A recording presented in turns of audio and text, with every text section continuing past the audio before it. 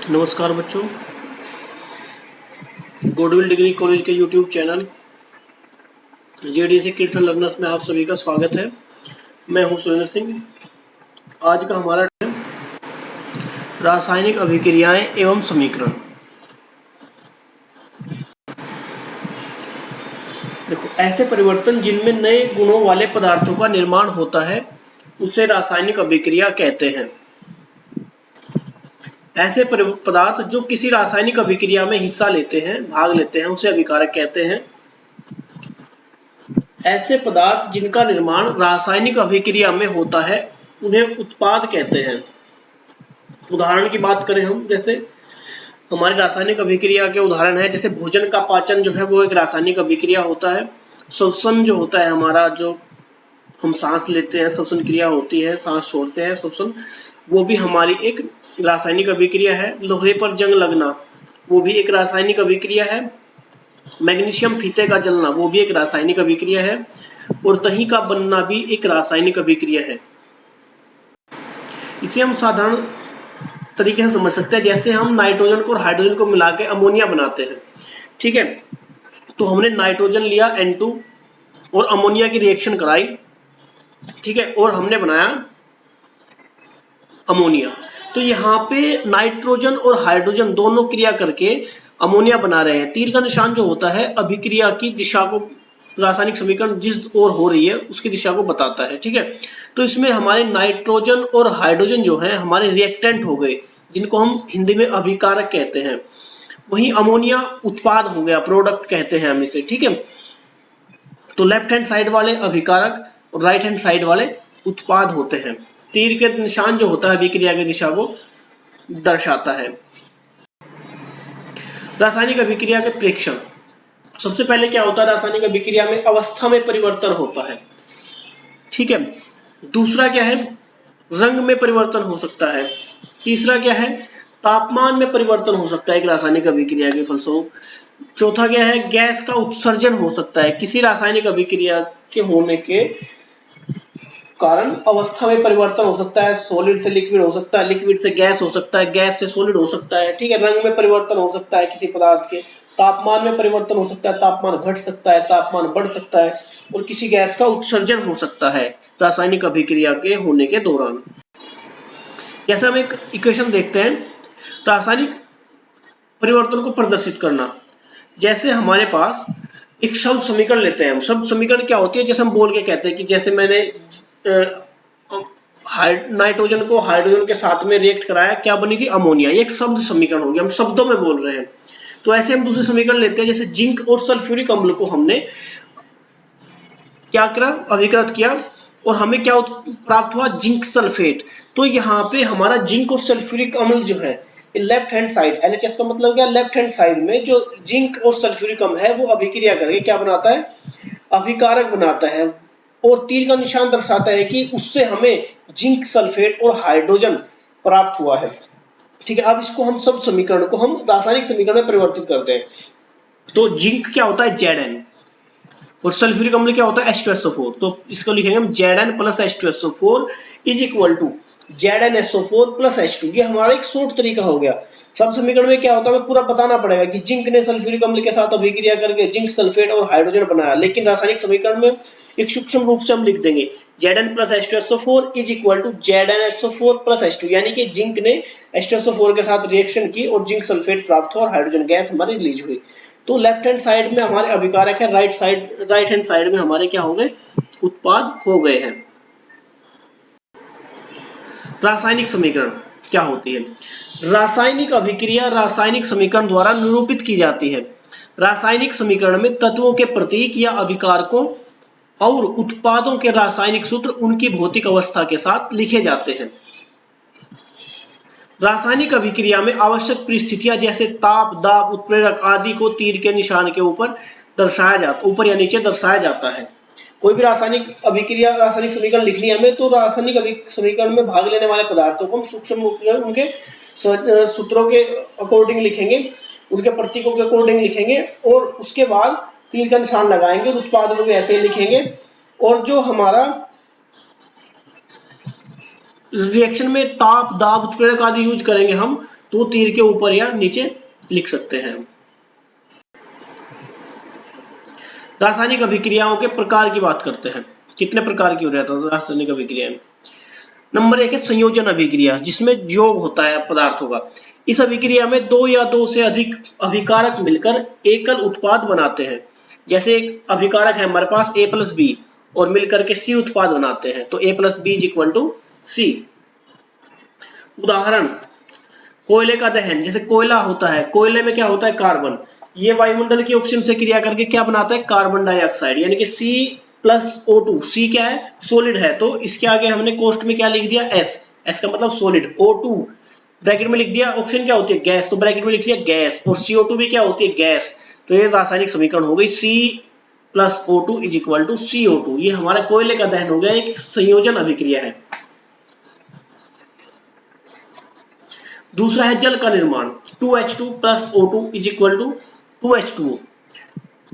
ठीक है, तो यहाँ पे क्या होता है, जो जल होता है हमारा वो कैसे बनता है, हाइड्रोजन के और ऑक्सीजन के संयोग से। हाइड्रोजन भी गैस है, ऑक्सीजन भी गैस है, और H2 हमें लिक्विड प्राप्त होता है। ठीक है ना, H2 + O2 = 2H2 + O2 = 2H2O। रासायनिक समीकरण, रासायनिक अभिक्रिया जो होती है उसमें रासायनिक समीकरण का संतुलित होना बहुत जरूरी है। यानी कि तीर के निशान के लेफ्ट हैंड साइड में और राइट हैंड साइड में दोनों और मॉलिक्यूल की संख्या बराबर होनी चाहिए। यानी कि जितना हाइड्रोजन लेफ्ट हैंड साइड में है उतने ही हाइड्रोजन राइट हैंड साइड में, तो हमारी अभिक्रिया क्या होती है संतुलित रासायनिक समीकरण होती है।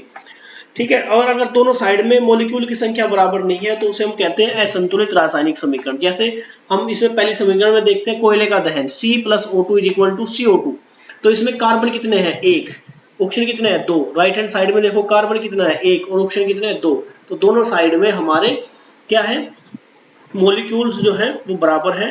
ठीक है, तो इसका मतलब क्या है कि ये है रासायनिक समीकरण हमारी संतुलित है। दूसरा है वियोजन अभिक्रिया। वियोजन का मतलब होता है टूटना। जैसे हमारे पास कोई रिएक्टेंट है, कोई अभिकारक है और उसको वो हमने दो भागों में तोड़ दिया, रासायनिक अभिक्रिया के फलस्वरूप दो भागों में वो टूट गया, तो A था B+C में टूट गया।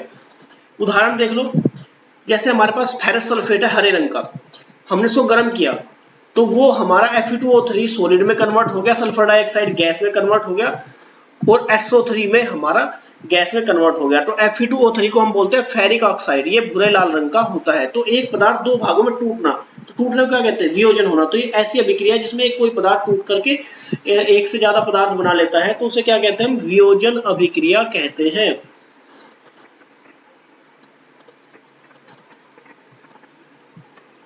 दूसरा कैल्शियम कार्बोनेट, चूना पत्थर को अगर हम गर्म करते हैं तो कैल्शियम ऑक्साइड सॉलिड और कार्बन डाइऑक्साइड गैस का निर्माण होता है। CaO को हम कहते हैं बिना बुझा चूना, कैल्शियम ऑक्साइड बिना बुझा चूना।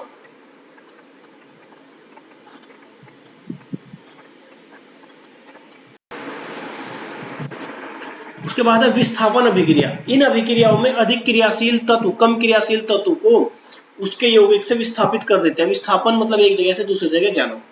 ठीक है, देखो Fe + CuSO4, तो यहाँ पे Fe सॉलिड है, कॉपर सल्फेट है एक्वस, यानी कि कॉपर सल्फेट जल में घुला हुआ है, जिसके सामने Aq लगा होता है उसका मतलब होता है एक्वस यानी कि जलीय। तो ये हमारा बना है फेरस सल्फेट और कॉपर।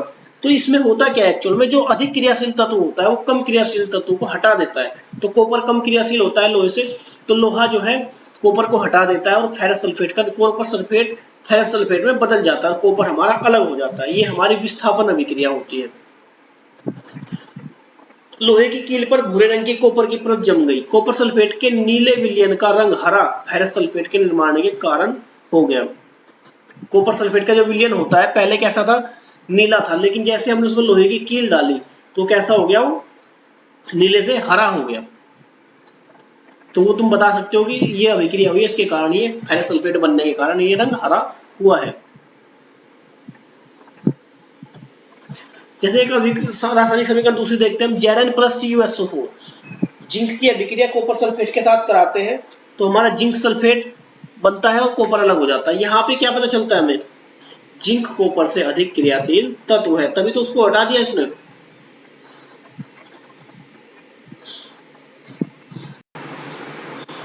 इसके बाद है द्विविस्थापन। विस्थापन अभिक्रिया में हमारा एक मॉलिक्यूल चेंज हुआ, एक मॉलिक्यूल के कारण होती है। द्विविस्थापन में क्या होगा, दो मॉलिक्यूल एक साथ अपना स्थान चेंज करेंगे। जैसे सोडियम सल्फेट है हमारा, बेरियम क्लोराइड के साथ में रिएक्शन करता है तो बेरियम सल्फेट बनता है, सोडियम क्लोराइड बनता है। ठीक है, यानी कि बेरियम की जगह तो सोडियम चला गया, सोडियम की जगह बेरियम चला गया, तो बेरियम सल्फेट BaSO4 के सफेद एविले अवक्षेप का निर्माण होता है, इसलिए इस अभिक्रिया को अवक्षेपण अभिक्रिया भी हम कहते हैं। इसमें दो मॉलिक्यूल एक साथ में, या सॉरी दो आयन जो है एक साथ में क्या होंगे, स्थानांतरित होंगे, स्थान चेंज करेंगे, विस्थापित होंगे। उपचयन एवं अपचयन अभिक्रिया। देखो सबसे पहले हमें जानना जरूरी है उपचयन क्या होता है। जब किसी पदार्थ में ऑक्सीजन की वृद्धि होती है तो उसे हम क्या कहते हैं, उपचयन कहते हैं, यानी कि ऑक्सीकरण भी हम इसको कह देते हैं कई बार। नंबर 2, जब किसी पदार्थ में हाइड्रोजन का ह्रास होता है, हाइड्रोजन की कमी होती है, तब भी हम उपचयन कहते हैं। जैसे C+O2 = CO2, तो इसमें ऑक्सीजन ऐड हो रही है, ऑक्सीजन जुड़ रही है, तो ये क्या है, उपचयन है हमारा, ऑक्सीकरण है। 2Cu+O2 ऑक्सीजन जुड़ रही है तो क्या है हमारा, उपचयन है। ठीक है, अब अपचयन की बात करते हैं। अपचयन जो होता है उपचयन का बिल्कुल विपरीत होता है। जब किसी पदार्थ में ऑक्सीजन का ह्रास होता है तो अपचयन होता है। जब किसी पदार्थ में हाइड्रोजन की वृद्धि होती है तो क्या होता है, अपचयन होता है। जैसे हम एक समीकरण लेते हैं, CuO+H2, गर्म किया, ऊष्मा दी हमने और Cu+H2 का हमारा निर्माण हुआ, तो H2 में क्या हुआ, हमारा ऑक्सीजन जुड़ गया, तो H2 में ऑक्सीजन जुड़ा तो ये उपचयन हो गया, और कॉपर ऑक्साइड से ऑक्सीजन घट गया तो ये हमारा अपचयन हो गया। यानी कि जहां से ऑक्सीजन निकलेगा वहां पे क्या होगा, अपचयन, और जहां पे ऑक्सीजन जुड़ेगा वहां पे क्या होगा, उपचयन। ठीक है, ऐसी अभिक्रियाएं जिनमें अपचयन और उपचयन एक साथ होता है उसे रिडॉक्स अभिक्रिया कहते हैं या अपचय अभिक्रिया कहते हैं। इस अभिक्रिया में कॉपर ऑक्साइड कॉपर में अपचयित हो जाता है, हाइड्रोजन उपचयित होकर जल बनाता है। इस अभिक्रिया में उपचयन तथा अपचयन दोनों हो रहे हैं, इसे रेडॉक्स अभिक्रिया कहते हैं।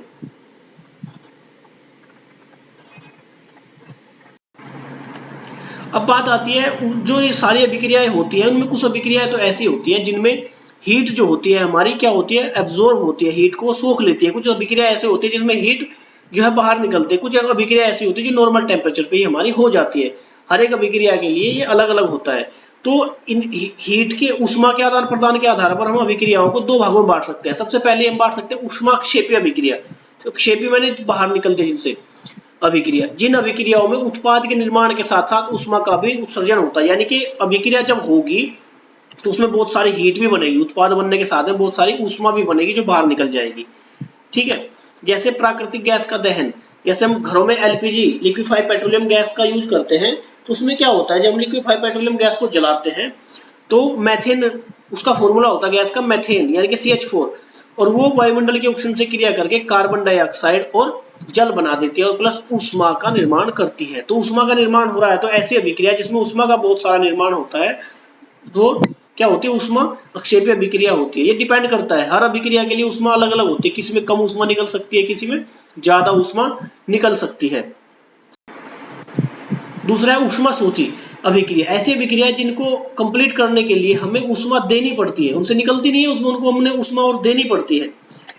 जिन अभिक्रियाओं में अभिकारकों को तोड़ने के लिए ऊष्मा, प्रकाश या विद्युत ऊर्जा की आवश्यकता होती है, यानी कि हमें या तो ऊष्मा देनी पड़ेगी या प्रकाश देना पड़ेगा या विद्युत ऊर्जा देनी पड़ेगी।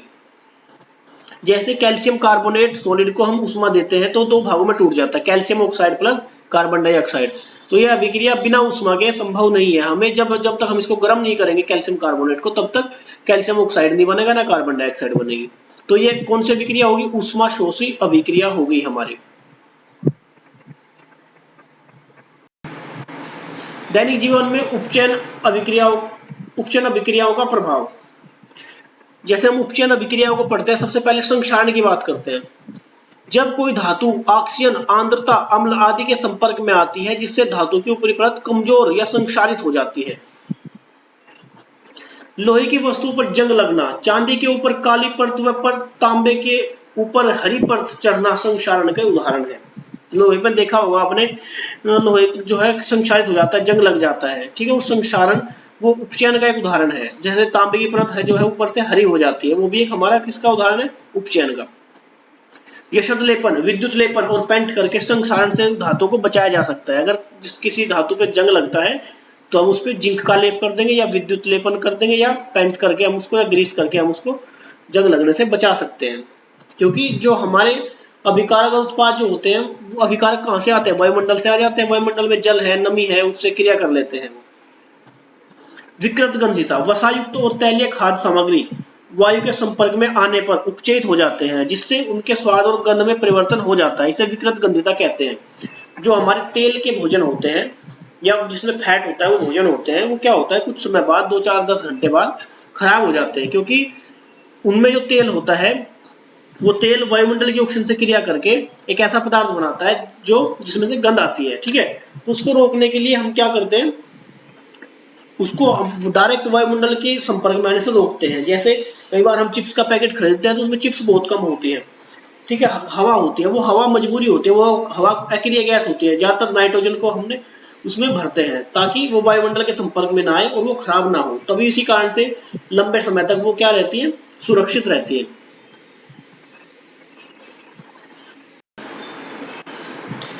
धन्यवाद बच्चों। और वीडियो के लिए अपने कॉलेज के YouTube चैनल को आप सब्सक्राइब कर लीजिए। ठीक है, जब भी कोई नई वीडियो आएगी तो आपको पता चल जाएगा। धन्यवाद।